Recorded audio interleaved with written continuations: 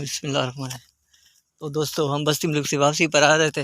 रास्ते में हमारा मोटरसाइकिल पंचर हुआ और हमको पैदल टूरना पड़ा। ये देखिए मेरे कज़न सजावल, ये मोटरसाइकिल को खींच रहे हैं या टोर रहे हैं, जी समझिए ना।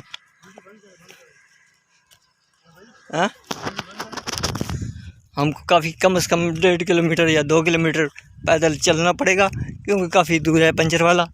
तो देखिए हमारे साथ आज क्या होता है। गर्मी तो वाक़या बहुत ज़्यादा है। धूप इतनी सख्त है कि लगता है हमारा जुम्मा भी रास्ते में होगा।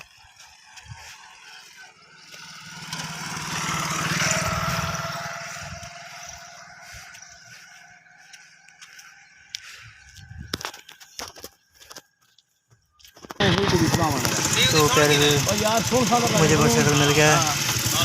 मैं भाई के साथ जा रहा हूँ सियावल।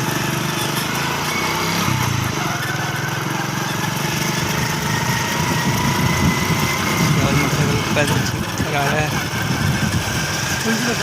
चलो चलो।